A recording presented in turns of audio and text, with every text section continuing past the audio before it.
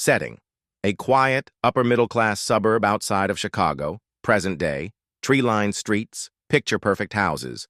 But behind one of them, a marriage quietly unravels. Characters: Elena Ward, 38, a former journalist turned stay-at-home mother of two. Intelligent, observant, deeply introspective. Struggles with a sense of identity loss since giving up her career. Carries quiet resentment. Marcus Ward, 41. A successful architect with a booming firm downtown. Charismatic, calculated, and emotionally evasive. Loves his family, but often feels trapped by the expectations of domestic life. Naomi, 17, and Jonah, 11, their children. Naomi is perceptive and increasingly rebellious. Jonah is quiet, tender-hearted, and still naive to the shifting ground beneath his family. Detective Kara Lynn, assigned to a neighborhood burglary that becomes entangled with the Ward's personal crisis. Lydia Brooks, 39. Elena's old college friend, now a divorce attorney. Recently moved back to town and reconnected with Elena. Opening scene.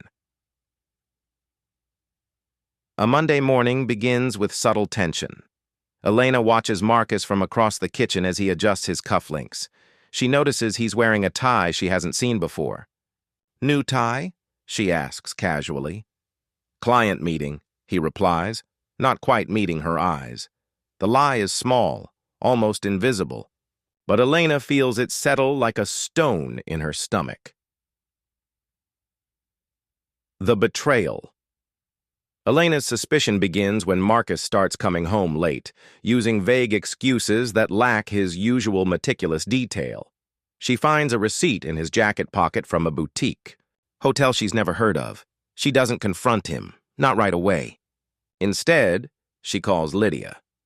"Don't go straight to confrontation," Lydia warns. "Watch, listen. People expose themselves when they think they're safe." Elena installs a tracking app on his phone. One Thursday when he says he's working. Late, she watches him detour to the same hotel. She drives there, parks across the street, and waits. Through a restaurant window, she sees Marcus laughing with a woman who is not her.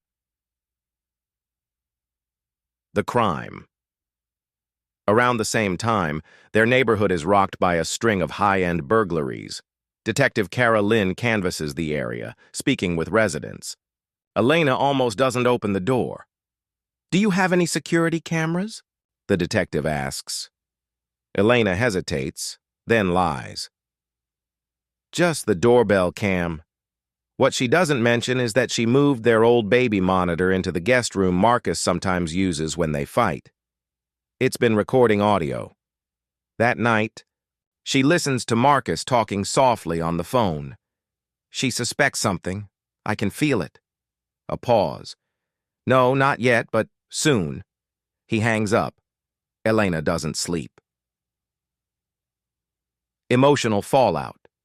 The confrontation is quiet, almost clinical. Elena lays out the receipt, the GPS logs, and finally plays the audio from the baby monitor. "I thought we were partners," she says, her voice steady. "I gave up my career. I gave you children. I waited through every late night, every forgotten anniversary. And you still chose someone else." Marcus doesn't deny it. But what stings most is how calmly he accepts the fallout. "You think this was just about sex?" he says, his voice barely audible. "I've been lonely for years, Elena. We don't talk. We survive beside each other." "So you blew up our family for a conversation?" she snaps. The twist. Detective Lynn returns weeks later. One of the stolen items from a recent burglary, a vintage watch, was traced back to a pawn shop. It matches one Marcus reported missing, except it was never stolen.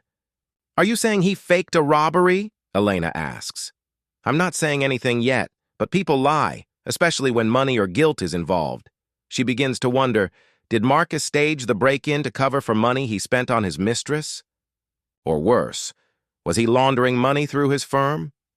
Elena begins digging, using old investigative skills. She discovers forged invoices in his firm's records and large wire transfers to untraceable accounts. The reckoning. With Lydia's help, Elena prepares to confront Marcus again, this time with legal and financial consequences. But when she approaches him with evidence, he looks relieved. "You want to punish me?" he says. "Go ahead, but you don't get to pretend you didn't abandon me too. You stopped being present a long time ago. You just got better at pretending you were." Their mutual blame unearths years of resentment neither wanted to voice. Final scene. They sit at opposite ends of the dining table, the children asleep upstairs, the house heavy with silence. Elena slides a file across the table, divorce papers, unsigned. "We can tear each other apart," she says, "or we can find some kind of peace. I don't know which is right." Marcus doesn't answer. He opens the file, but his hands don't move. The camera pans out, figuratively, catching both of them in stillness. Two people on the edge of separate futures, held in place by grief, anger, history, and the faintest memory of love. Ending note. The story closes without resolution. No clear winner. No final betrayal. No clean reconciliation. Just the open possibility of healing or destruction. The divorce papers remain untouched on the dining room table, now half covered in unopened mail and Jonah's school drawings. Elena hasn't moved them. Neither has Marcus. They live like ghosts, cohabiting, communicating only about essentials. Dinner, bills, the kids. But beneath the surface, tension sharpens like a blade against glass. Elena's perspective. Each morning, Elena wakes before dawn and walks around the block with a thermos of coffee. She isn't sure if she's trying to clear her head or outrun it. Lydia's been urging her to file the papers. "He's hiding something," Lydia tells her. "If you wait too long, he'll move the money or worse, turn this whole thing around on you." Elena wants to believe she's stronger than that her patience isn't passivity. But sometimes, in the silence of those early hours, she admits to herself, she's still hoping he'll fight for her. She finds herself revisiting old text threads with Marcus, photos from their early years. There was laughter once, passion, even joy. She doesn't know when the rot began, only that by the time she noticed it, the foundation had already cracked. Marcus's perspective, Marcus starts sleeping at the firm. At least that's what he tells Elena. But in truth, he's staying at a friend's empty condo across town, more out of shame than strategy. The affair with Lena, yes, the irony of the name isn't lost on him, has ended. She saw the writing on the wall when Elena confronted him. "You don't want a new life," Lena said before walking out. "You just want someone to save you from the one you ruined." Now Marcus spends his nights drinking too much, staring at blueprints that blur into ink-smeared confessions. The forged invoices, the money transfers. He didn't steal, not exactly. He moved company funds temporarily to cover risky personal investments. Stupid, desperate, illegal maybe, but not malicious. Still, he hasn't told Elena everything. He can't. The kid's Naomi grows suspicious. One night, she corners her mother in the laundry room. "Is Dad cheating on you?" she asks flatly. Elena, caught off guard, lies. "We're just going through a rough patch."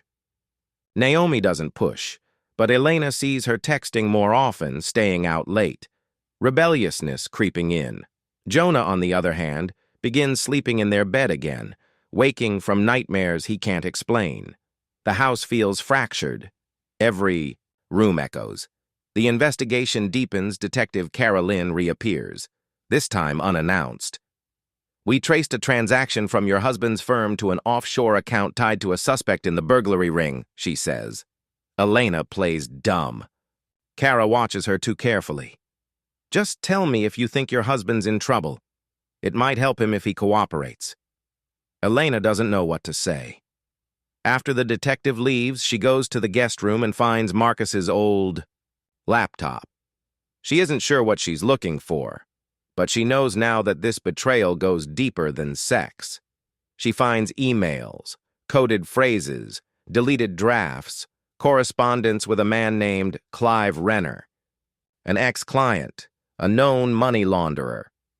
The betrayal wasn't just emotional, it was criminal, the confrontation again. Late one night, Elena sits across from Marcus at the table. Same spot, same silence. She slides a printed email across to him. "Who's Clive?" Marcus stares at the paper like it's a ghost. "He was a mistake," Marcus says. "I got in too deep trying to fix things. For us, for the kids, for the life we built." "Don't you dare blame us," she snaps. "You gambled everything and then lied to me while dragging some other woman into our marriage." His voice breaks. "I was drowning, Elena. And you weren't there anymore. You were always somewhere else. In your head. In your past. Life. You hated me long before I ever touched her." They sit in silence, breathing hard. Finally, Elena asks, "Do you still love me?" He looks at her like it hurts to answer. "I don't know." Bittersweet turning point, Elena meets with Lydia again. This time, she brings a thumb drive with everything she found. "If you wanted to, you could bury him with this," Lydia says. "Do you want revenge?" Elena looks out the window at the trees, new leaves trembling in the wind. "I want peace. Whatever that means now." She doesn't file the papers. But she doesn't forgive him either. Not yet. Instead, she tells Marcus he has 1 week to come clean to the authorities, or she will. "I'm not protecting you," she tells him, "but I won't be your executioner either." Final scene. A question of futures. Marcus stands at the doorway as Elena tends to the garden. He watches her without speaking. She doesn't look up. "I'm going to the police," he says. "I'll tell them what I did." She nods but says, "Nothing." Inside, Jonah is drawing quietly. Naomi is out with friends, maybe drinking, maybe trying not to become like them. The family remains, but changed, scarred, uncertain, suspended. As Marcus walks away, Elena whispers, to no one in particular, "Maybe this is what love looks like after the fire." The screen fades to black, not with closure, but with the sense that something new and unknown has just begun. The case didn't make headlines, but whispers rippled through the architectural community like a hairline fracture through glass, quiet, but spreading. He accepted a deal, pled guilty to financial misconduct and fraudulent misrepresentation. He would serve 18 months, with the possibility of parole.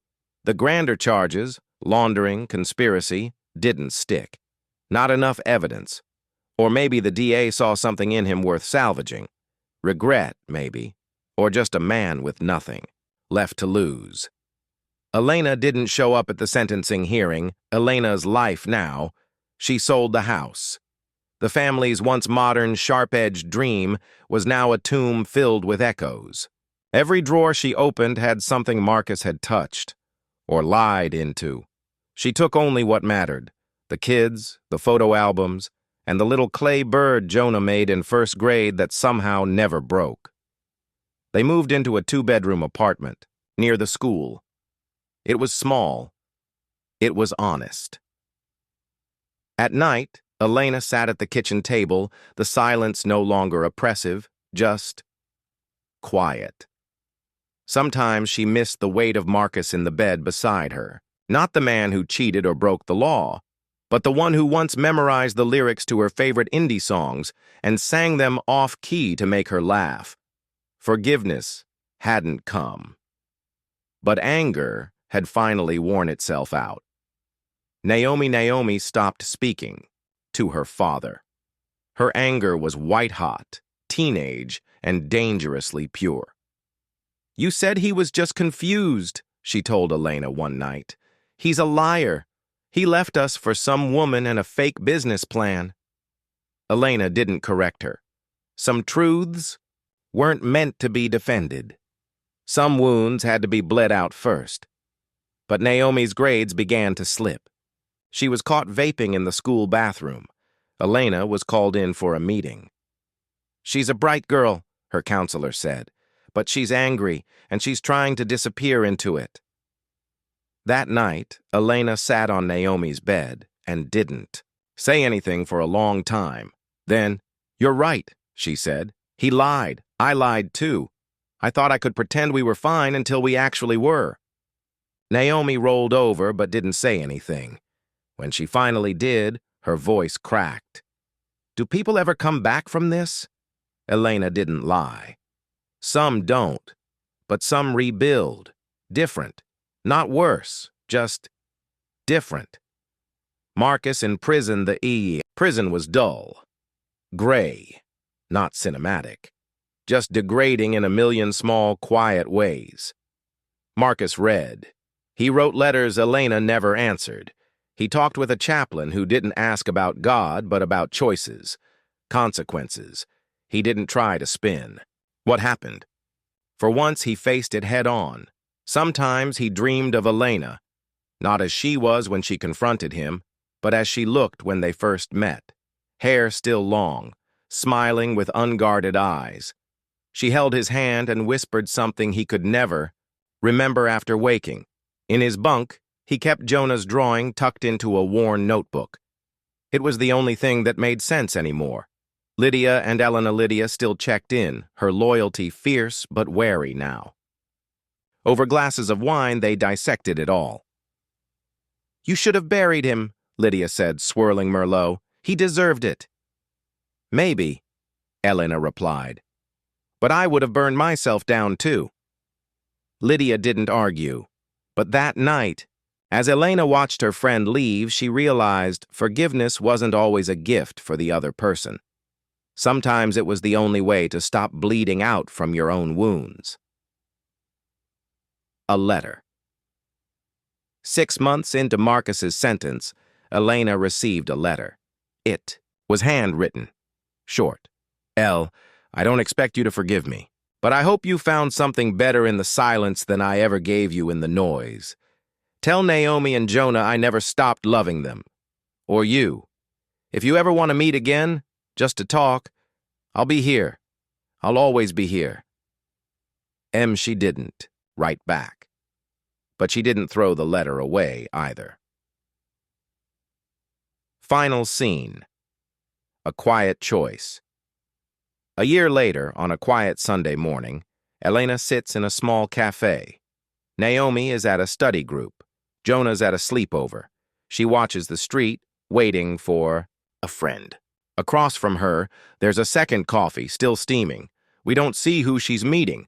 Maybe it's Marcus on parole. Maybe it's someone new. Maybe she's just waiting for peace, for closure, for forgiveness. We don't know. But her face is calm. She doesn't look broken anymore. Just unfinished, like someone still writing her ending. The summer was unusually warm for early May. Sunlight spilled across the small bookstore cafe in Beacon Hill, catching dust motes in the air like glitter. Jonah sat by the window, now 21, a junior in college, a sketchbook open beside, a tall iced coffee. He was tall like his father, but his expression was quieter, thoughtful like Elena's. He tapped a pencil against the edge of his journal and looked up just as the doorbell jingled. Naomi stepped inside wearing dark sunglasses, and a quiet kind of defiance that had never truly left her. She pulled them off, scanning the place until her eyes landed on him. She smiled, but there was distance behind it. "You're early," she said, sliding into the chair across from him. "You're late," Jonah replied. "Still a smart ass, huh?" "You taught me well." They shared a quiet moment, two siblings who had grown up learning how to read between silences. The past still hovered over them, faded but never gone. They talked about their mother. First, Elena had moved upstate, bought a house with a small garden. She taught writing workshops now and volunteered at a shelter on weekends. She still hadn't remarried, but her smile was stronger these days, more real. Every Sunday, she emailed Jonah a photo of something she cooked. Proof I haven't starved. She's happy, I think, Jonah said. She deserves to be, Naomi murmured. They didn't talk about the nights they'd heard her crying, behind a bathroom door, or the months she walked like her skin didn't quite fit anymore. Some memories were wounds too clean to stitch. They just stayed. And then, Naomi brought it up. Did you ever visit him? She asked, pretending to scroll through her phone. Once, Jonah said, when I turned 18. Why didn't you tell me? Because I knew you'd look at me like that. Naomi looked down. She traced the rim of her glass. Was it awful? No, Jonah said. It was quiet. We talked about art. He asked about you. I lied, told him you were doing great. She gave a soft, bitter laugh. Did he ask about Mom? Yeah. He said she was the only person he ever loved without understanding why. They were quiet again. Outside, a woman pushed a stroller past, humming softly to a baby. A letter. Unread Naomi pulled something from her bag and placed it on the table. An old envelope frayed at the edges, Marcus's handwriting unmistakable. He wrote me, she said. Twice. I kept them sealed. Jonah looked at the envelope. Do you want to open it? Naomi shook her head slowly. I wanted to believe he still didn't deserve a voice.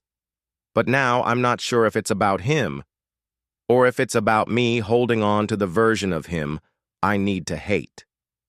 Jonah said nothing, but his hand covered hers gently. You don't owe him forgiveness, he said. Not even understanding, but maybe you deserve peace. Later, that day Naomi didn't open the letter, but she didn't throw it away either. She put it in her coat pocket before they left the cafe and walked together through the narrow streets of the city. They talked about everything and nothing, about how Jonah was applying for a design fellowship in Berlin, about how Naomi might finally leave corporate law to start her own nonprofit. They didn't talk about Marcus again, not then. But as they crossed the footbridge over the river, Naomi looked up at the sky and said quietly, Sometimes I wonder who he'd have been if he hadn't lost himself, if he'd just told the truth early, before it all went to hell. Jonah nodded. And sometimes, he said, I wonder who we would have been if he had. Final image. In a quiet room upstate, Elena waters her garden. The sun catches her silver strands as she hums something faintly familiar. There's an envelope tucked into the back of a drawer upstairs, Marcus's last letter, written after his release, after he moved west and faded from their lives. She never opened it, but she never threw it away. And maybe she never would, because some betrayals don't need resolutions. Some people heal not by closure, but by outgrowing the pain, and by learning to live in the quiet spaces between trust and regret. The desert had always felt honest to him, vast, sunburnt, unforgiving. Out here, near Santa Fe, no one knew his name, and even fewer cared. He rented a small adobe house with cracked windows and a front porch that overlooked nothing but dry earth and endless sky. Marcus Gray had learned to live with ghosts, not just the kind that visit in dreams, but the ones that linger in quiet mornings. Elena's back as she made coffee, Naomi's angry eyes, Jonah's tight-lipped questions. He taught drawing classes at a community center twice a week. Nothing big, nothing ambitious. He'd learned what ambition had cost him. He found peace in routine. Coffee at dawn, walks with his neighbor's stray dog, loose sketches of faces he'd never show anyone. His parole officer stopped checking in years ago. Still, Marcus lived like the walls might shift at any moment. Like someone might walk through the door and take everything again, but no one ever came. The letters, he had written 3 in total. The first, to Elena, was never answered. The second, to Naomi, he suspected went unopened. The third was addressed to Jonah, and it had been returned, the envelope creased, the forwarding address scratched out. He kept them all in a box. Not because he hoped anymore, but because letting go would mean he'd stop trying to be someone they could have remembered differently. He never remarried, never dated. There were offers, moments, but the intimacy felt counterfeit, like buying a coat that never quite fit and pretending the sleeves weren't too short. One ordinary afternoon, Marcus was sketching the outline of a woman's hands. Just memory, not reference, when a car pulled up the gravel road outside. It was unfamiliar. Silver, clean, East Coast plates. He stood, heart knocking against his ribs like a guilty child, as the car door opened. A young woman stepped out. Dark coat. Windswept. Hair, Naomi. 10 years older but unmistakable. She looked at him like she was still deciding whether she hated him. "I'm not staying long," she said. "I didn't expect you to come at all," Marcus replied, the desert air scraping his voice. They stood in silence for a beat. Then she handed him something, a small envelope, creased and yellowing with time. I opened it. He didn't ask what she thought of it. He didn't dare. Naomi looked past him toward the empty hills. "I'm not here for you," she said. "I'm here for me." "That's enough," he said quietly. They talked. For 2 hours, not about everything, but about some things. Her work, her exhaustion, her fear of turning into someone cold. Jonah's new gallery opening in Berlin. Elena's garden. Marcus didn't speak much. He just listened, as if afraid his words might shatter the fragile space between them. When she stood to leave, Naomi looked at him one last time. "You broke everything," she said, "but maybe not forever." He nodded. "I know I'll never be the father you needed, but I'm still proud of who you became." She didn't reply, but her hand lingered on the door of her car before she drove away. A final letter after she left, Marcus sat at the kitchen table and wrote again. This time not to Elena, not to Jonah, not even to Naomi. This letter was to himself.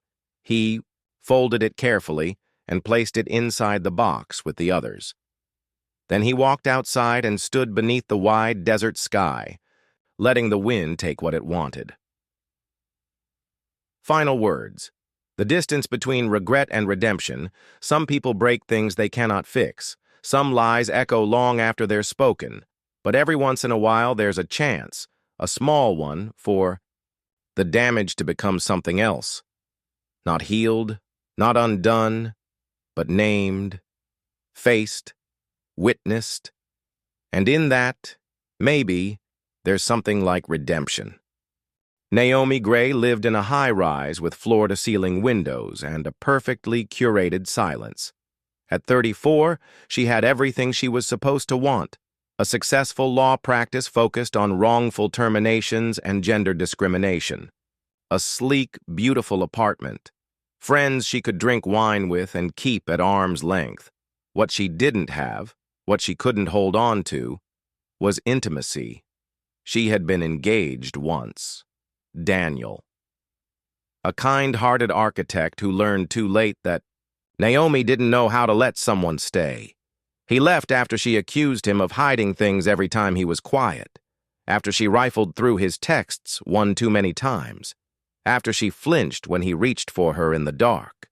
"You don't trust me," he had said, hurt written across his face like bruises.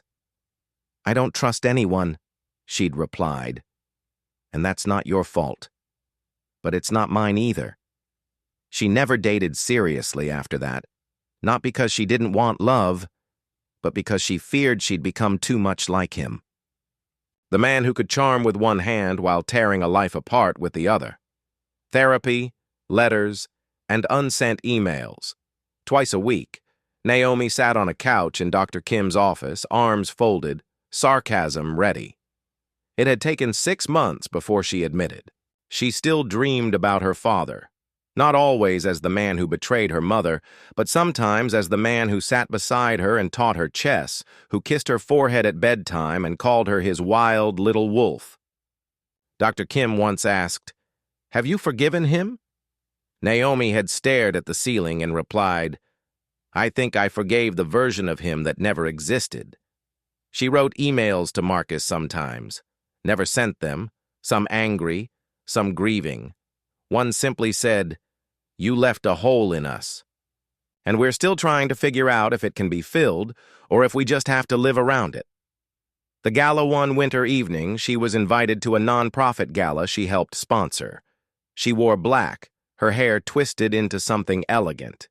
Her date was a fellow attorney named Leo, quiet, kind, with eyes that studied her rather than judged. During the gala, Naomi caught herself smiling at something Leo said. Not just polite. Real. That scared her more than anything. After dinner, he walked her to her car. "Can I see you again?" he asked. "Why?" "Because you seem like someone who's afraid of soft things. And I'd like to prove to you that soft isn't weak." She stared at him, the cold Boston air tightening around her ribs. "I don't know if I'm built for anything real," she whispered. "Then let's start with something true." She didn't kiss him, but she didn't walk away either. She watched as he disappeared into the snowfall, then leaned back against her car, chest rising and falling like something just beneath the surface had shifted. Later that night, she wrote a letter to her father. For real this time, not angry, not bitter, just honest. "Dear Dad, you didn't ruin love for me. I'm doing that all by myself, but I'm trying. I'm trying to love without waiting for the lie to drop. I'm trying not to test people until they break, just to prove I was right about them leaving. I don't know if I'll ever send this, but I wanted you to know. I'm tired of being afraid. Naomi Jonah in Berlin." Jonah's gallery was dim and quiet, his pieces abstract, layers of charcoal and oil and splinters of gold leaf. He called the collection Inheritance. At the center was a piece that drew crowds in silence, a fractured portrait of a family, 4 figures, some with faces, some with smudges. One stood in the corner, half-finished. The placard read, "We are not what broke us, but we carry the shape of it. Bittersweet ends, new beginnings." Naomi didn't become someone who forgot the past, but she learned to live with it beside her, like a twin who knew too much. Sometimes she still woke up with her jaw clenched, her fists tight, but other mornings, she woke to sunlight and silence that didn't ache. She let Leo take her to breakfast one day. She didn't check his phone, didn't quiz him about his past. She just asked what he dreamed about when he was 15, and for the first time in years, she listened. She never remarried, though she dated a retired journalist for a few years. She worked part-time at a community literacy nonprofit, spent weekends in her garden, and had a standing Thursday night dinner with 2 other divorcees, who never asked. Questions she didn't want to answer. She went to therapy, but only for a little while. It helped, but she preferred journaling. Pages and pages of thoughts she would never speak aloud. The betrayal, the silence, the slow collapse of the life. She had spent decades building with Marcus. She kept one photograph on her mantle, not of their wedding, not of any family vacation. It was a candid shot Naomi had taken during a thunderstorm. The power had gone out, and Marcus had lit candles while Elena poured wine, both of them laughing. It was before the secrets. Before. The late nights and the burner phone and the bruised trust. She didn't keep it there because she missed him. She kept it because it reminded her that once they had been real, and that truth was worth remembering. However temporary it turned out to be. The letter arrived in early spring. No return address. Just a line in familiar handwriting. "I heard Naomi visited. I don't expect anything, But I wanted to tell you I'm sorry again, for the truth I buried and the man I became. If you ever want to see me, you know where I'll be. It wasn't dramatic. No manipulation, just a quiet offering. She stared at it for a full hour before folding it in half and slipping it into her journal. The decision. 6 weeks later, she booked a one-way train ticket west, not for him, for herself. She had questions that had haunted her for too long, not about the affair. She knew all the answers there, but about the silences between them. The chasm that had opened before the betrayal, when they stopped touching, stopped laughing, stopped being them. Santa Fe, his doorstep. Marcus opened the door looking older than she remembered, but not broken, weathered like stone exposed to the elements. He didn't speak at first. Neither did she. Then Elena broke the silence. I didn't come here to forgive you. I didn't expect you to, Marcus said. Would you like to come in? She hesitated, then stepped past him, into the small adobe house. The talk that should have happened. Years ago, they sat at his kitchen table where coffee was already made. Marcus poured her a cup without asking how she took it. Still remembered. They didn't rehash the past like courtroom testimony. Instead, they talked about the in-between things. How their marriage had died slowly, not with the affair, but with every quiet dinner and unresolved resentment. How she had begun to suspect things long before the proof came, and why she never confronted him until it was too late. How Marcus had chosen someone else not because she was younger, or prettier, or better, but because she didn't remind him of the man he was failing to be. You made me feel invisible, she said. I know, he whispered, and I hated myself for it. But I didn't know how to stop. There were tears, not dramatic sobs, just quiet, leaking grief. Grief for a life that had once been whole. Bittersweet closure. When Elena stood to leave, the sun was beginning to set. Marcus walked her to the door, hands in his pockets like a man, still waiting for a sentence. I don't think I'll ever forgive you fully, she said, her voice even. But I'm not angry anymore, not like I was. That's more than I deserve. Maybe, she said. But we were good once, and I don't want that version of us to be lost completely. She stepped outside, then paused. You should write something, she added. About all of this, about the aftermath. People forget the mess doesn't end with the affair. Sometimes that's just the beginning. Would you read it? I don't know, Elena said, offering the faintest of smiles. But someone should. Final scene, Naomi's apartment. A few months later, a slim book arrives in the mail. No fanfare, no publisher. Just a soft-cover manuscript titled Ashes and Embers, A Marriage After. Inside the cover, a single line. For those left standing in the ruins, and those brave enough to walk back through them. Naomi places it on her shelf next to the law books and the framed photo of her and Jonah in Berlin. She doesn't read it right away, but she doesn't throw it away either, and that maybe is its own kind of reconciliation. Jonah Gray stood in his Kreuzberg studio with the windows thrown open to the spring air.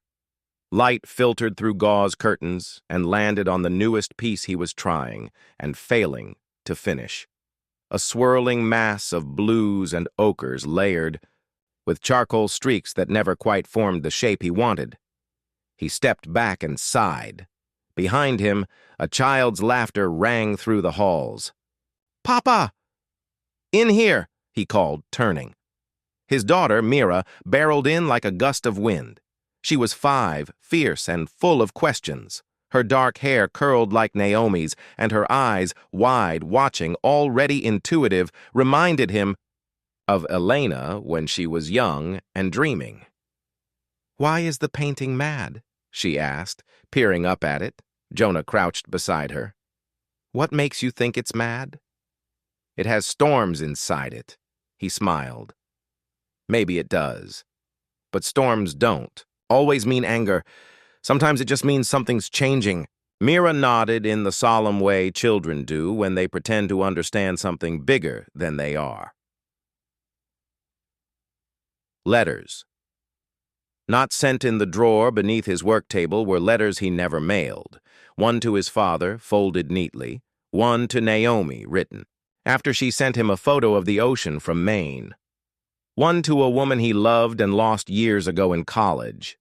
Never a lover, but someone who had once told him, "You don't have to be whole to be real." He never sent any of them, but he didn't throw them away. Ghosts and Grace Jonah's wife, Lena, a German filmmaker, appeared in the doorway with 2 mugs of coffee. She never pried into his past. She let him tell her pieces when he was ready, and sometimes, not at all. She kissed his temple and handed him the mug. "It's too quiet." "You must be thinking again." "Always," he said, smiling. They sipped in silence. Mira danced in the next room, humming a tune from kindergarten. "I think I'm ready to finish it," he said softly, eyes back on the canvas. "What's it called?" "Inheritance 2." She raised an eyebrow. "Another version?" "Not a version," Jonah said. "A continuation." Closing image. As twilight fell over Berlin, Jonah painted. He added lines that tangled but didn't clash, shapes that were broken but beautiful. He left space for breath and light, something he'd never done before. In the top corner, he sketched the silhouette of a little girl with curls flying like wings, and beneath it all, he carved a single phrase into the canvas frame, hidden from view just for himself. "We do not erase the past. We build upon it." Mira Gray stood at the podium in front of a quiet, expectant crowd. She was 31 now, an acclaimed sculptor, with her first major European retrospective opening that evening at the Musée d'Art Contemporain. She glanced at the microphone, then down at the small note card in her hand. She didn't need it. She knew every word. "When I was little, I asked my father why some paintings looked like storms.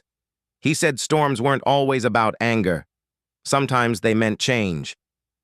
I didn't understand it then. I do now." The audience sat in still reverence. "This exhibition is dedicated to 3 ghosts. A grandfather I never truly knew, a grandmother who found peace through grace, and a mother who taught me how to hold love without fear." She paused. "And to my father, who carried all of them with him, and still dared to build something new." Applause followed, warm and sustained, but Mira barely heard it. She was staring at the sculpture behind her, a towering abstract form of wrought iron and cast glass. Chaotic curves, tangled forms, but at the center, a hollowed space filled with refracted light. She had named it Ashes and Embers. Chapter 1. The Letters After. The exhibit, a stranger approached Mira near the back of the gallery. He was older, American, maybe late 60s, with a folded newspaper in one hand. "You're Jonah Gray's daughter?" "Yes," she said cautiously. "I used to know your grandfather, Marcus." That stopped her. The man, Peter Langston, a former editor, explained that Marcus had once submitted a novel to his small press in Santa Fe, one that had never been published, but had haunted Peter for years.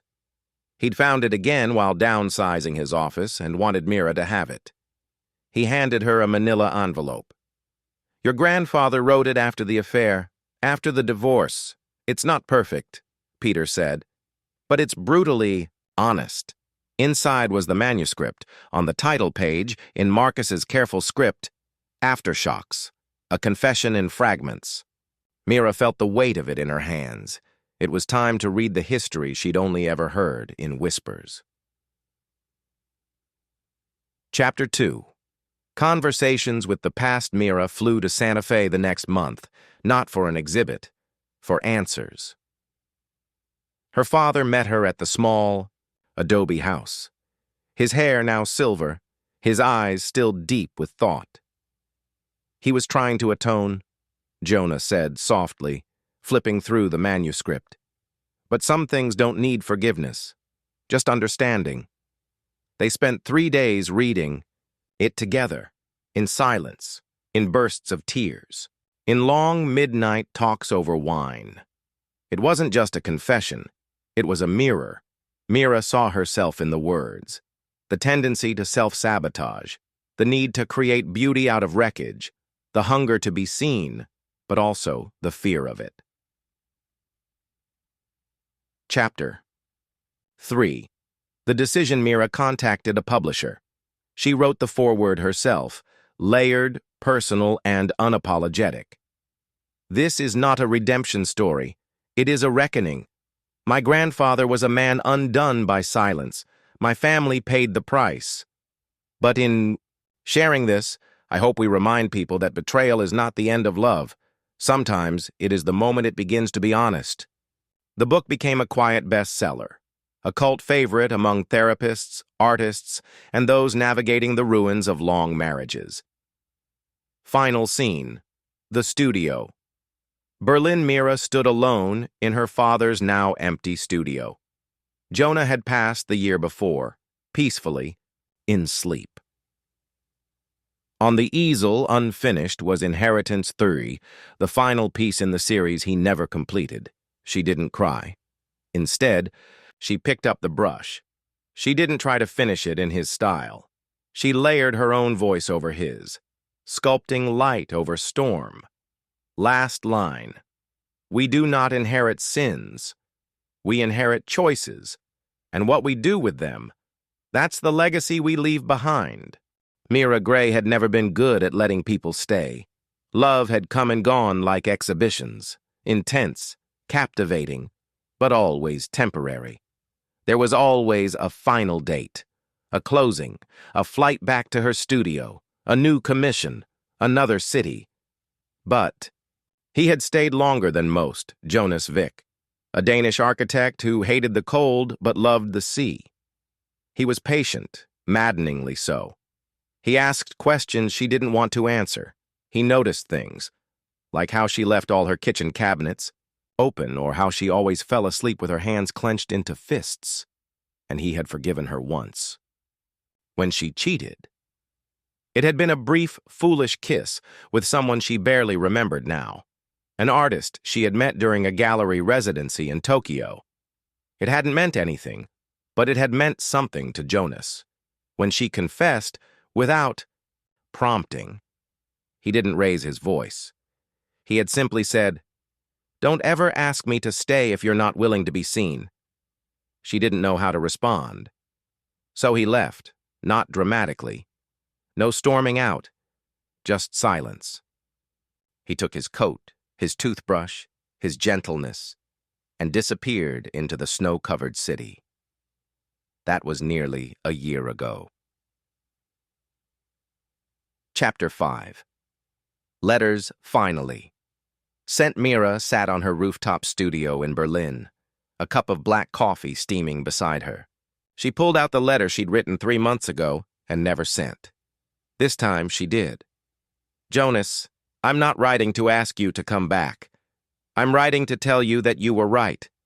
I've spent most of my life trying not to become the people who raised me, and in doing that, I became a shadow of them anyway. I didn't cheat because I wanted someone else. I cheated because I didn't believe I deserved you. And maybe I still don't. But I'm trying to become someone who can build, not just create. Someone who can stay, not just perform intimacy. If you ever want to talk, I'll be here, not waiting. Just here." Mira Chapter 6. The Return. He returned in spring. No warning. No letter. Just showed up at her exhibit in Oslo, standing at the back with his hands in his pockets, watching her with eyes that still held a flicker of something tender. After the crowd faded, he approached. "You don't have to explain again," he said. "I read your grandfather's book, I read your foreword, and I read your letter." She studied his face, older now, changed by absence. "I'm still learning how to stay," she said. "I know. Me too." They didn't kiss. They didn't make promises. They walked the quiet streets of Oslo shoulder to shoulder, saying very little, but it was enough. Chapter 7. The Last Door. That summer, Mira visited her grandmother Elena one last time. Elena was nearly 90. Her memory was slipping, but her eyes were clear the moment she saw Mira. "You remind me of Naomi," she said, "but with fire. She had water in her soul." "I wish I had known her better," Mira replied. Elena smiled sadly. "You do. She's in your silence." They sat in the garden, surrounded by roses Jonah once painted. "Can I ask you something?" Mira said. "Do you think love survives betrayal?" "No," Elena said, then paused. "Not that love. That version dies. But sometimes, if you're lucky, a truer, quieter love is born from the ashes." Mira sat with that. Closing image. The cycle broken back. In Berlin, Mira built something new. She and Jonas moved slowly. No cohabitation yet. Just shared meals, open conversations, and silence that didn't bruise. She taught at the local art school once a week, sculpted when she wanted. Sometimes, she just watched the river flow. The unfinished canvas her father left behind still hung on the far wall. One day, she added a single bold stroke of color, deep crimson, then stepped back and left the rest untouched. She wasn't finishing his painting. She was honoring it. Final line. Some legacies are passed down, like scars. Others are rewritten with tenderness, stroke by stroke, until the wound becomes a window. Elena had been only 22 when she met Marcus Gray. He was already an up-and-coming writer, a figure of intellectual promise and allure in the literary circles of Manhattan. She had been working in a modest bookstore, folding pages for authors. She didn't know by heart, while Marcus lived in a world where words and ambition were as inevitable as the city's perpetual hum. They first met at a literary reading, where Marcus stood by the door, his eyes a bit too intense for the casual chatter of most artists. Elena had been selling books at the event, her hands awkward with the smell of paper and ink. They exchanged nothing more than a quick look, until Marcus stopped her in the hallway afterward. "You sell books?" he asked, his voice smooth, assured. "I do," she replied, "mostly to people who don't read them." A laugh broke through Marcus's practiced demeanor. He asked her to coffee. From there, their story began, slow and full of promise. Chapter 9. The Early Years of Love Manhattan, 1960s. Their apartment was small and dim, but it was theirs. The walls were lined with bookshelves, some sagging under the weight of their own excess. Marcus wrote furiously at a worn desk in the corner, while Elena worked as a journalist for a local newspaper, never big enough for fame, but enough for her to carve out a life that was both comfortable and well-intentioned. Their love was something Elena believed in entirely. She had dreamed of it, fancied it like some secret treasure hidden beneath layers of day-to-day living. But the cracks, she would later learn, were always there. Marcus was distant, and his ambition consumed him, but it was the silent moments, the ones when he came home after long nights of drinking with other writers, that unsettled her. He would sit at the kitchen table, lost in thought, and she would make them both tea, their shared silence louder than any words could be. They had their daughter Naomi in 1963, the first breath of true joy that Marcus for a time had treasured. He didn't write during those months, filling his hours with a new kind of love that surprised them both. But even as he held Naomi in his arms, the quiet storms were building. Chapter 10. The Affair, New York City, 1970s. The affair was not sudden. It wasn't even all that passionate.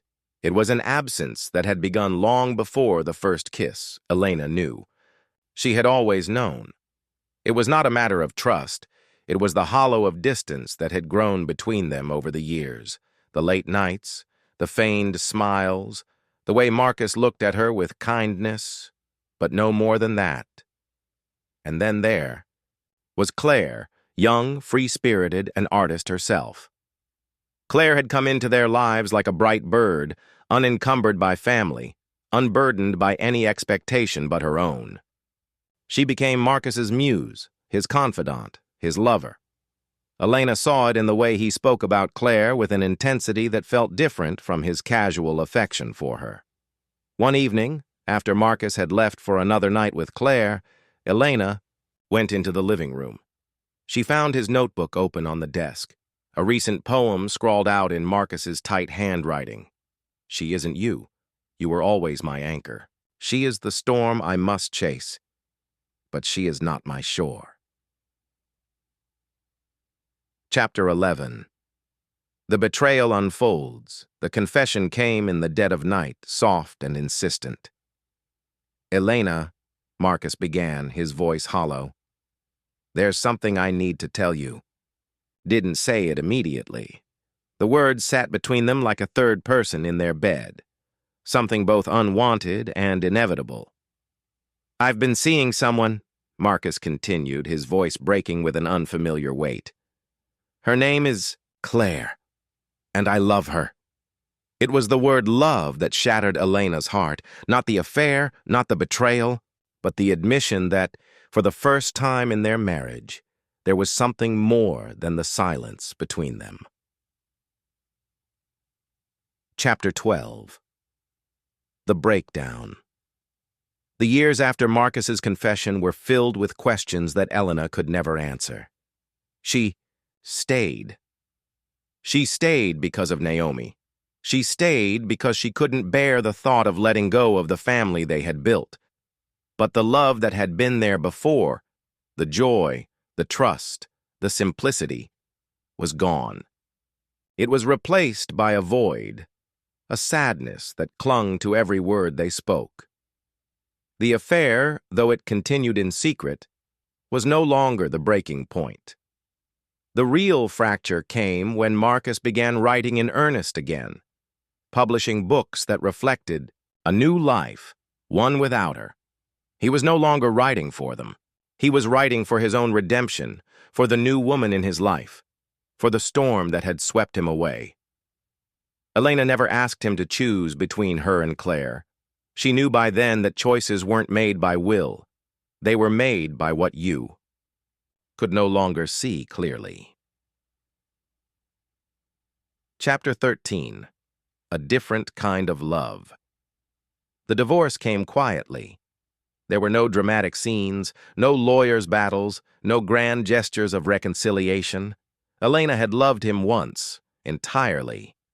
But that love had evaporated like morning mist, leaving only a cold, painful awareness that the person who had once been her closest companion was now a stranger. But the betrayal was not the end. Elena found peace in time.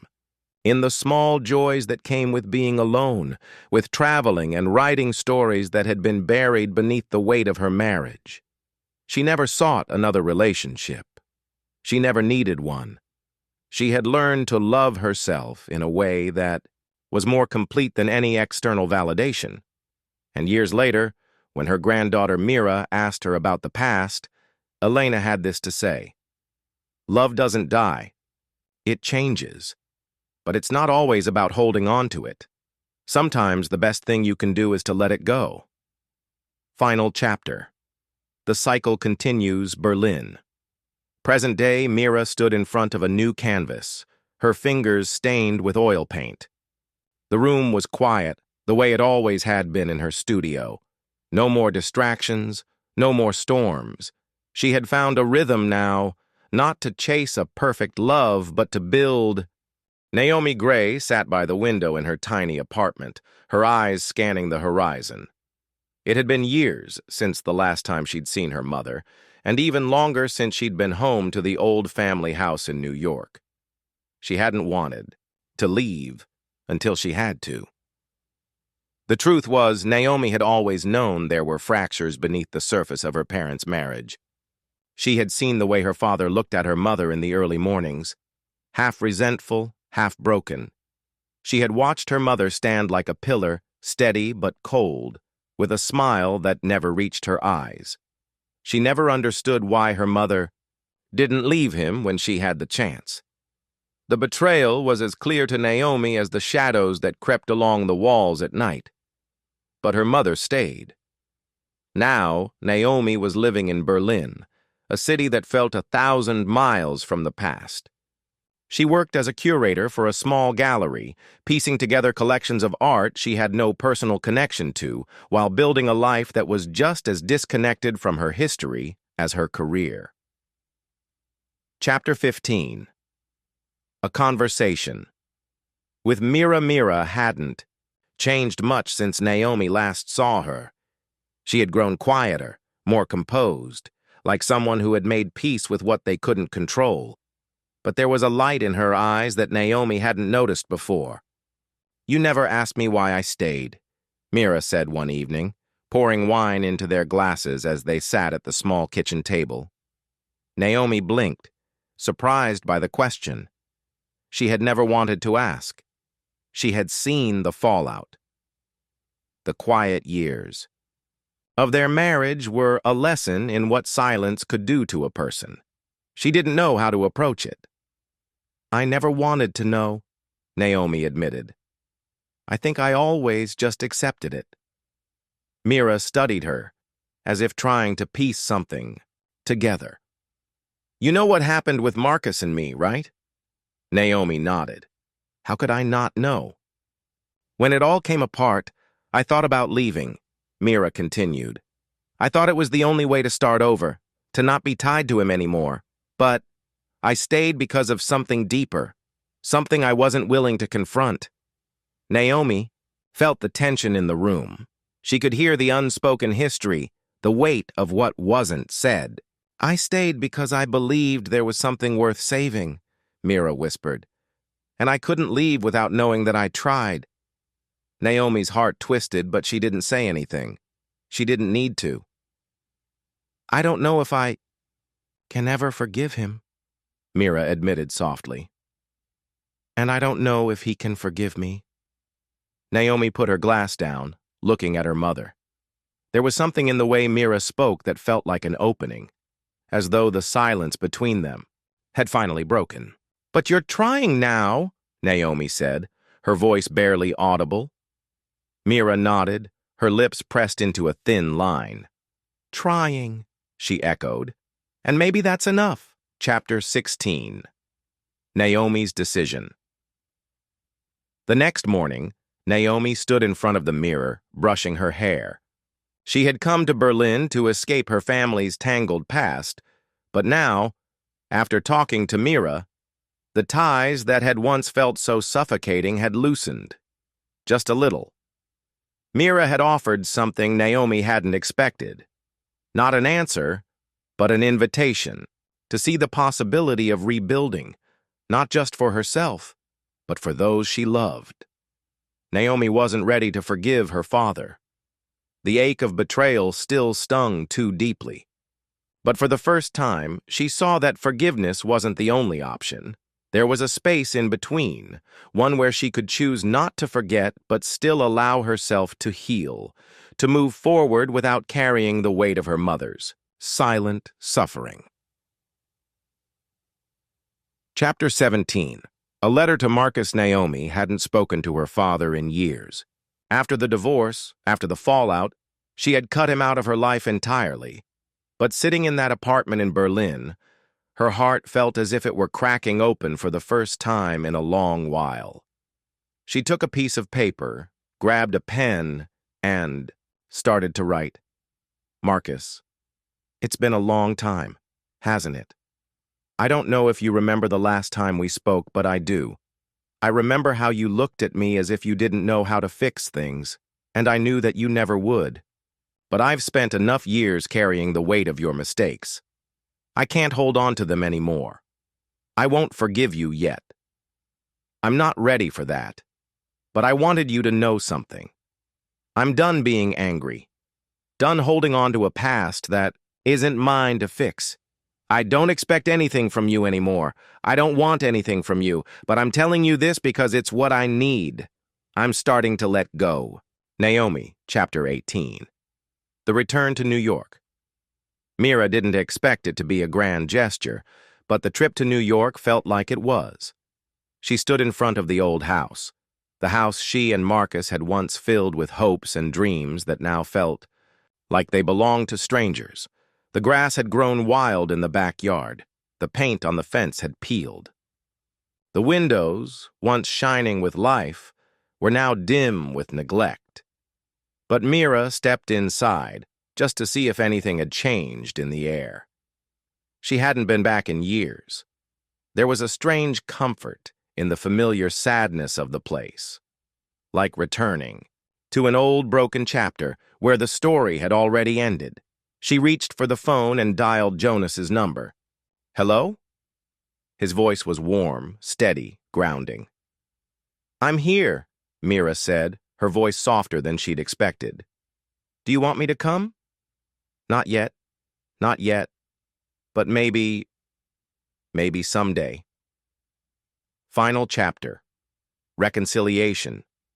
Weeks passed after Naomi's letter to Marcus. The responses weren't immediate. She never expected them to be. But something shifted between her and her father when they finally spoke on the phone. There were no promises. No grand declarations, just two people trying to find a way to speak again. Epilogue. New beginnings. Mira found herself in the quiet of her studio again, but this time she wasn't alone. Jonas was beside her, the silence between them no longer oppressive. It was Marcus Gray had never been one for long-winded responses. He was a man of few words, especially when it came to the things that truly mattered. And after reading Naomi's letter, something in him snapped, both a recognition and a wave of guilt that hit him in the gut. He sat at his desk in the same office he'd used for years, watching the light from the setting sun stretch across the floor like a reflection of his life, long, drawn out, and full of pieces that didn't fit. He had known, of course, that Naomi had carried her anger for years. He could feel it in her absence, in the coldness that hung between them. Her words weren't an accusation, not really. They were a kind of permission, one he hadn't realized he needed. She had stopped holding on to the past, and in doing so, she had handed him a chance. But could he take it? For the first time in what felt like forever, Marcus reached for his pen. He wrote the letter carefully, every stroke a deliberate attempt to mend what had long been shattered. "Naomi, I wasn't expecting this letter, but I'm not surprised by it either. I never thought I'd hear from you again, but I can't say I'm disappointed that I did. I've spent years regretting the things I did and the things I didn't do. I thought that leaving you out of the picture would make things easier. But all it did was make everything worse. For you, for me, for your mother. I'm not asking for your forgiveness. I don't deserve it. But I'm telling you that I am trying to do better. Not for you, not for anyone else, just for me. I don't know what that means for our relationship. I don't know if you'll ever want to talk to me again. But I wanted to say this. I'm sorry. Truly sorry. And if you ever want to come back, even if just to talk, I'll be here." Marcus, Chapter 20.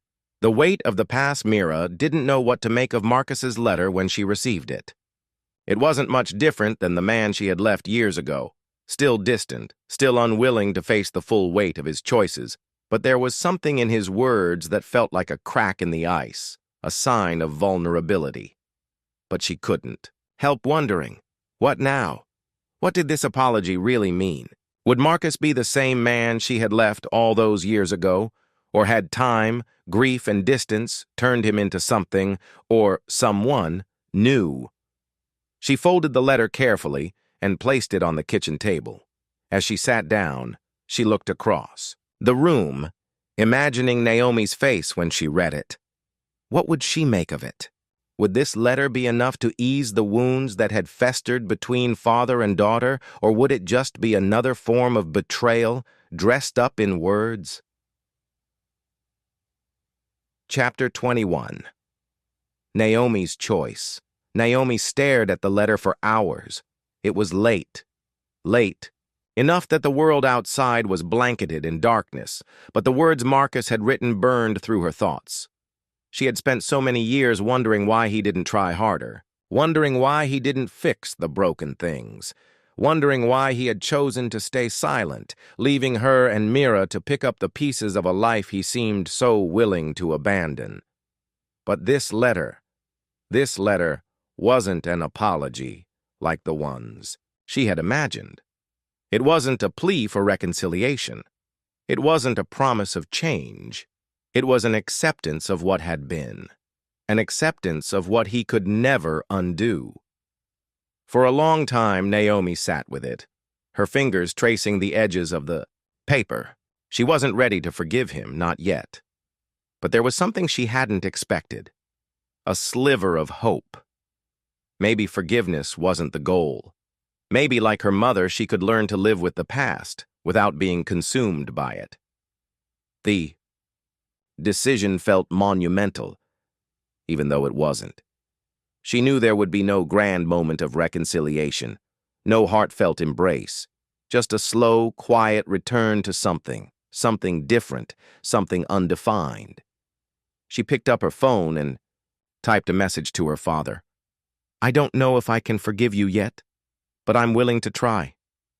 We don't have to talk about the past. I don't need you to explain yourself, but I think I'm ready to start over. Just maybe a little at a time. Naomi." Chapter 22.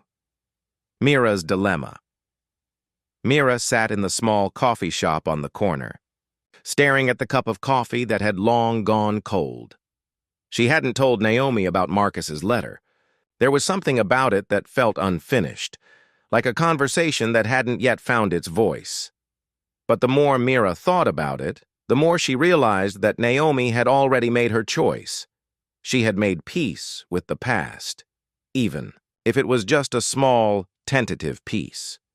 But for Mira, that peace seemed impossible. How could she move forward with Jonas, with the quiet life she was building, when the echoes of Marcus's betrayal still rang in her ears? She picked up her phone and dialed him. When he answered, she didn't know what she was going to say. She only knew that the weight of her choices, the uncertainty of what came next, was pressing down on her.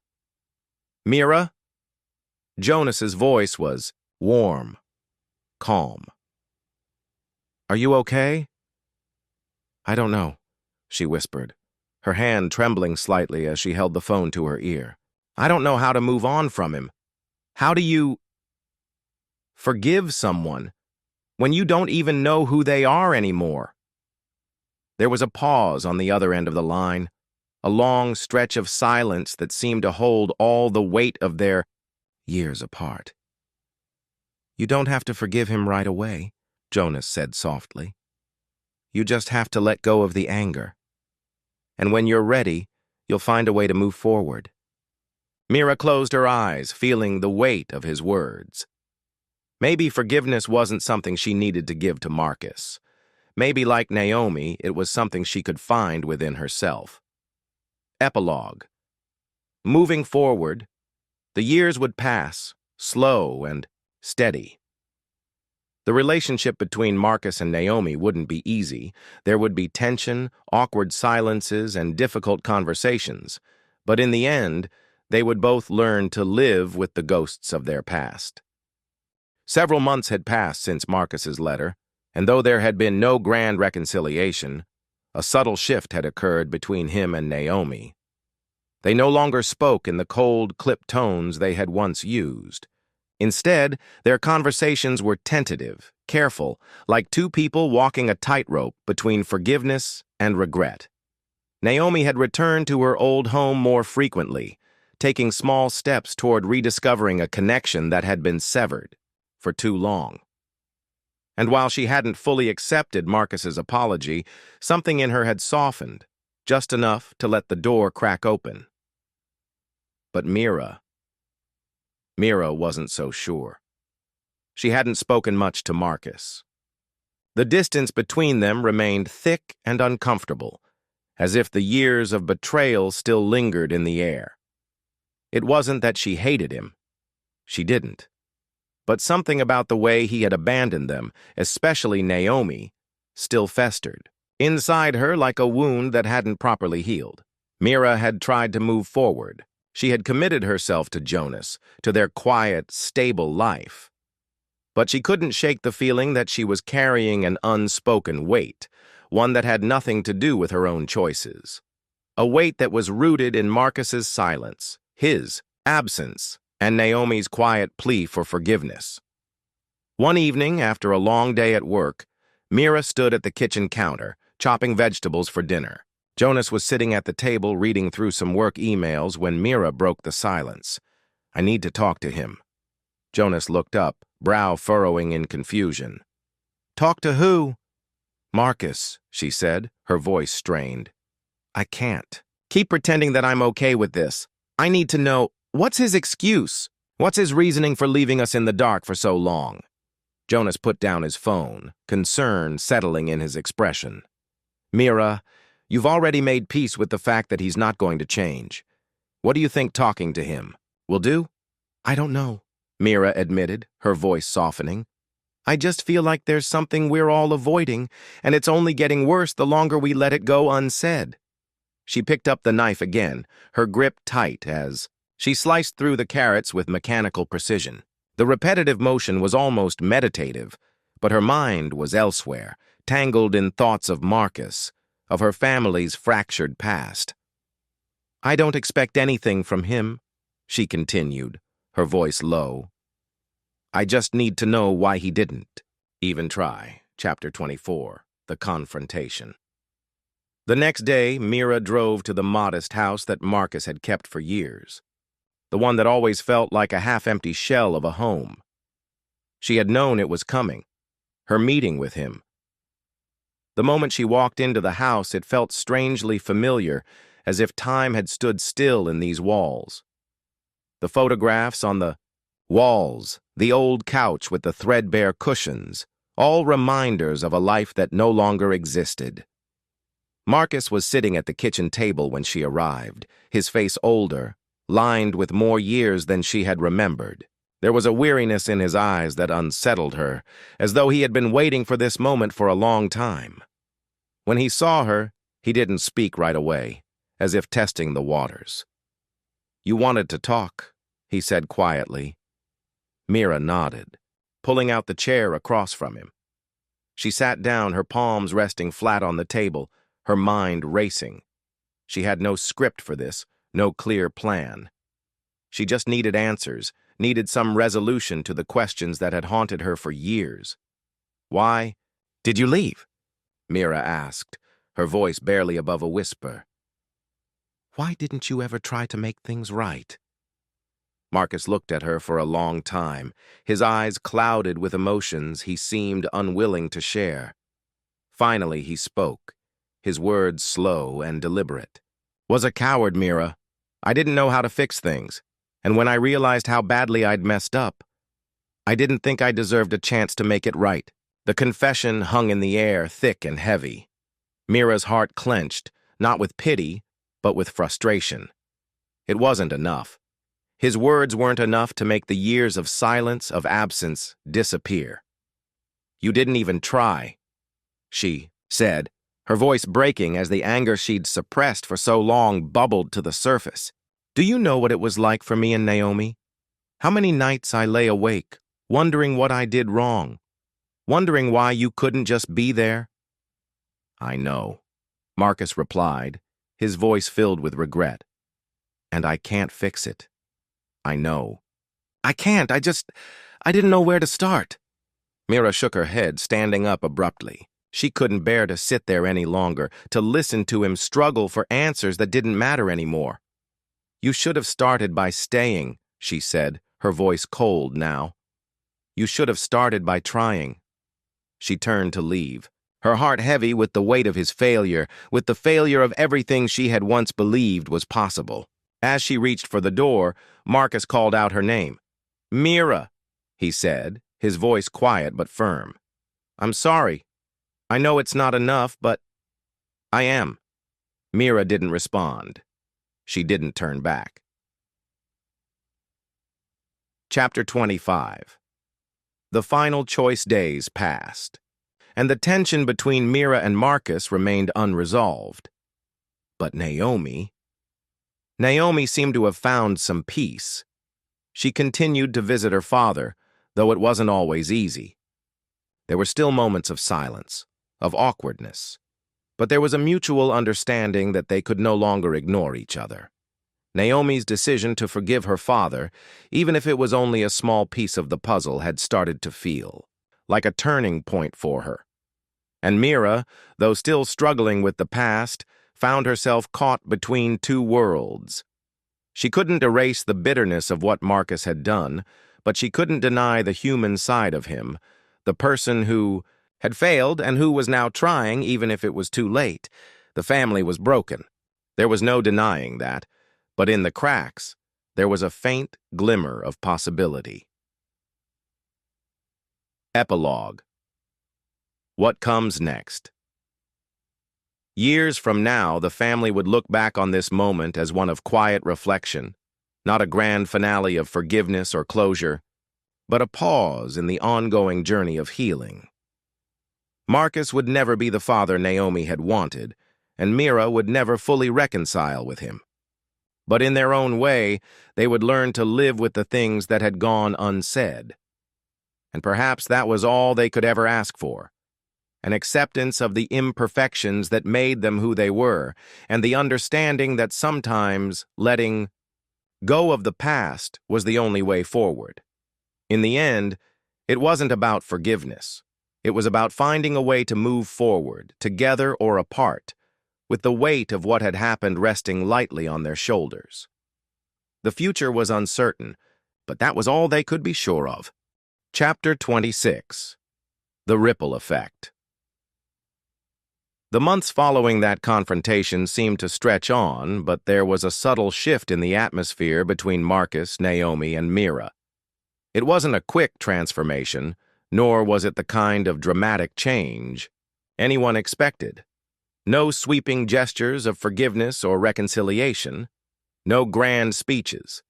It was the quiet kind of evolution, the kind that only happens when time has slowly worn away at the sharp edges of resentment. Naomi began visiting Marcus more regularly, but those visits were still tentative, still filled with the weight of unspoken words. Every conversation was a careful negotiation between the desire to heal and the lingering hurt that neither of them could easily erase. Mira, too, found herself walking a delicate tightrope. She had never expected to find peace with Marcus, and maybe she never would. But there were days when she could feel a shift inside her, a softening of the bitterness, a letting go of the anger that had once consumed her. It was not forgiveness, not exactly, but it was a kind of acceptance. It wasn't a dramatic change. It was more like the calm after the storm, a period of adjustment. Life moved forward, as it always did, but with the knowledge that things could never go back to how they once were. Chapter 27. The Callet was a Tuesday evening when Naomi received the call. She had just finished dinner and was sitting on the couch with her phone in her hands, scrolling through social media absent-mindedly, when the number on the screen stopped her in her tracks. It was an unknown number, but there was something familiar about the area code. She hesitated, her heart skipping a beat before answering. "Hello?" There was a long pause, followed by a deep breath on the other end. Then the voice came, hesitant and unsure. "Naomi, it's me, Marcus." For a moment, Naomi couldn't breathe. She hadn't heard from him in weeks, and even then, their conversations had been sparse, casual at best.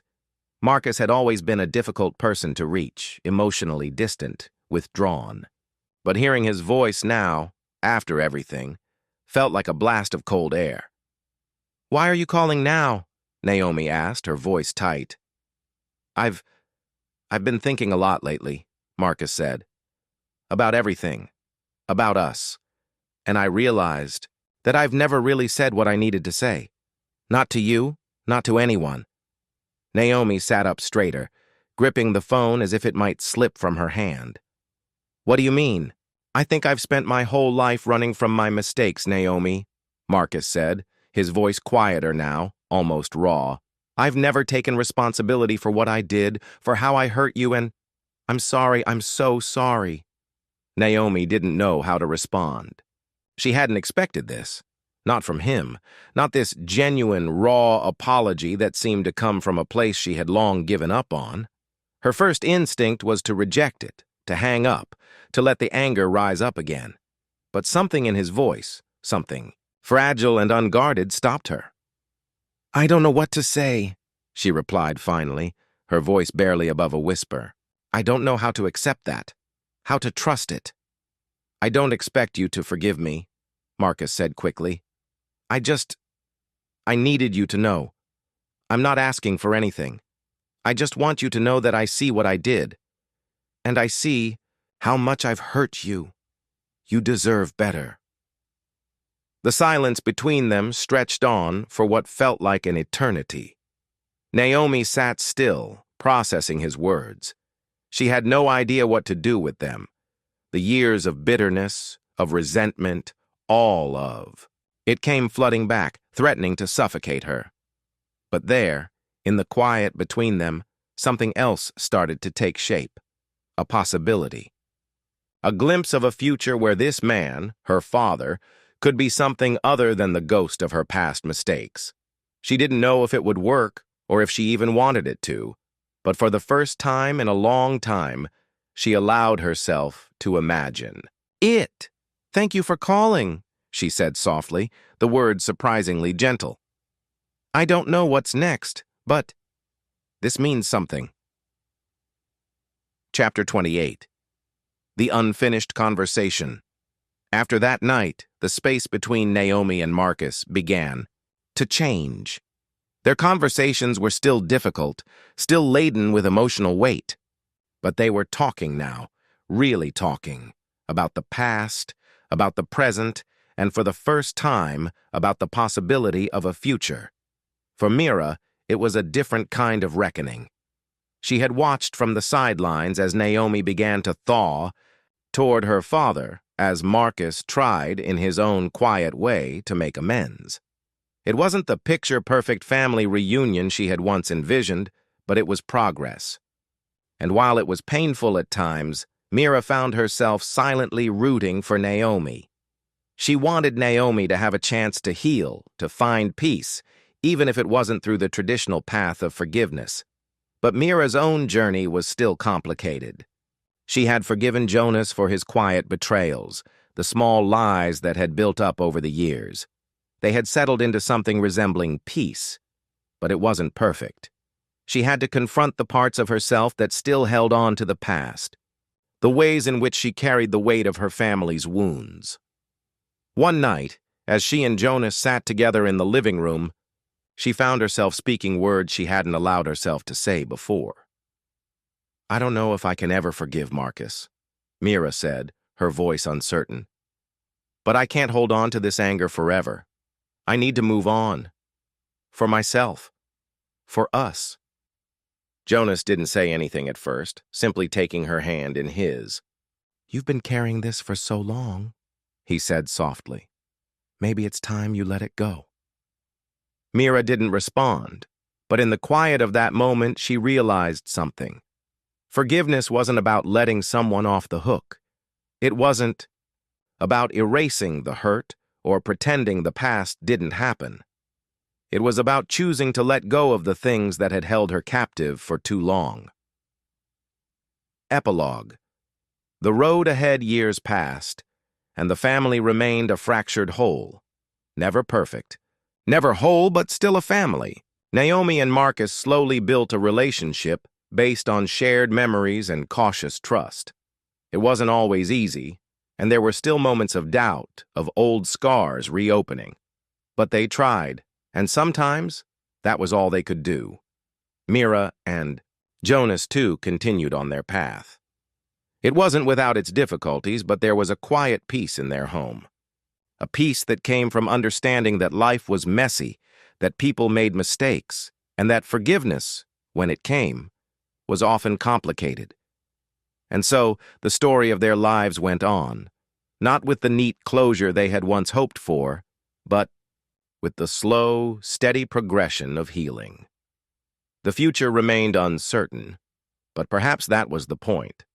Perhaps it was only in accepting the uncertainty that they could find their way forward.